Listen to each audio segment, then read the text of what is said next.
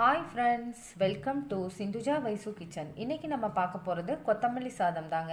ரொம்ப சிம்பிளாக டேஸ்ட்டாக டக்குன்னு செஞ்சிடலாங்க. இது ரொம்ப நேரம் கூட ஆகாது. இது வந்து பிகினர்ஸ் பேச்சுலர்ஸ்லாம் ரொம்ப ட்ரை பண்ணி பார்க்கலாங்க. ரொம்ப ஈஸியாக செய்யலாம். இது வந்து நீங்கள் லஞ்ச் பாக்ஸுக்கு கூட கொடுக்கலாங்க. அருமையாக இருக்குங்க. வாங்க இன்றைக்கி இது எப்படி செய்கிறதுன்னு பார்க்கலாம்.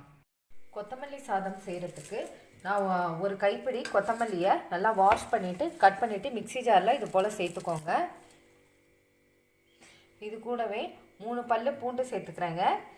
இது கூடவே ஒரு துண்டு இஞ்சியை இது போல் கட் பண்ணி சேர்த்துக்கிறேங்க. சேர்த்துட்டு இது கூடவே 2 பச்சை மிளகாயும் சேர்த்துக்கிறேன்.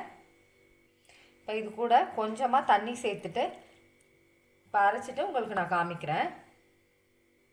இப்போ இதை போல் நல்லா நைஸாக அரைச்சிட்டு வந்துடுங்க. இப்போ இதுக்கு வந்து நம்ம தாளிச்சிக்கலாம். இப்போது கடாயில் கொஞ்சமாக எண்ணெய் சேர்த்துக்கிறேங்க. ஒரு 2 ஸ்பூன் எண்ணெய் சேர்த்துக்கோங்க. இப்போ கொஞ்சமாக கடுகு சேர்த்துக்கிறேன். கடுகு பொரியட்டும். கடுகு பொரிஞ்சாச்சுங்க. இது கூட 1/2 ஸ்பூன் கடலைப்பருப்பு, 1/2 ஸ்பூன் உளுத்தம்பருப்பு சேர்த்துக்கிறேங்க. இதுவும் நல்லா பொன்னிறமாக வர வரைக்கும் வறுத்துக்கோங்க.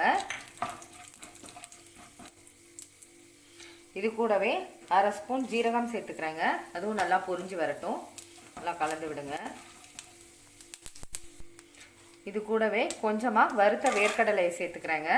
அதையும் நல்லா கலந்து விடுங்க. இது கூடவே கொஞ்சமாக வெங்காயம் சேர்த்துக்கிறேங்க. சேர்த்துட்டு அதையும் நல்லா கலந்து விடுங்க. வெங்காயம் நல்லா வதங்கி வரட்டுங்க. இது கூடவே 1/2 ஸ்பூன் பெருங்காயத்தூள் சேர்த்துக்கிறேங்க. அதையும் நல்லா கலந்து விட்டுருங்க. நல்லா வாசனையாக இருக்குங்க பெருங்காயத்தூள் சேர்த்திங்கன்னா. இது கூடவே கொஞ்சமாக கருவேப்பிலையை சேர்த்துக்கிறேங்க. அதையும் சேர்த்துட்டு நல்லா கலந்து விடுங்க.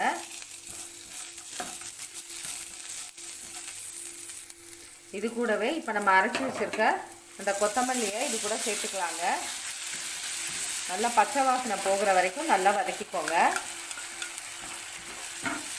தண்ணி எதுவும் சேர்க்க தேவையில்லைங்க. இதை வந்து கொஞ்சம் நேரம் இதுவே வதங்கி வரட்டுங்க. இது கூடவே தேவையான அளவு உப்பு சேர்த்துக்கிறேங்க. ஒரு 1/4 ஸ்பூன் உப்பு சேர்த்துக்கோங்க. நீங்கள் வேணும்னா அப்புறம் டேஸ்ட்டு பார்த்துட்டு கூட சேர்த்துக்கலாம். சாதம் சேர்த்துட்டு அதனால் இப்போ நல்லா வதங்கி வரட்டுங்க. அது வரைக்கும் கொஞ்சம் நேரம் வேகட்டும். ஒரு 2 நிமிஷம் இருக்கட்டும்.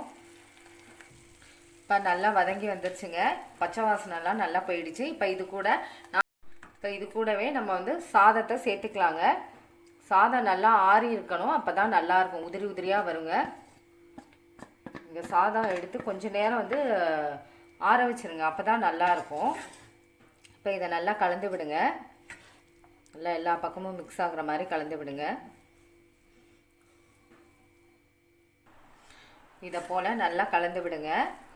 கலந்து விட்டாச்சுங்க. நல்லா வாசனையாக இருக்குங்க கொத்தமல்லி சாதம். அவ்வளோதாங்க, ரெடி ஆகிடுச்சு. இப்போ இதை ஒரு தட்டில் எடுத்துக்கலாங்க.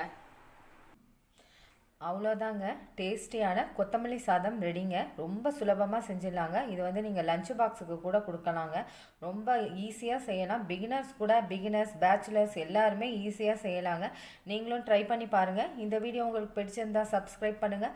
பக்கத்தில் உள்ள பெல் பட்டனை கிளிக் பண்ணுங்கள். Okay, thank you.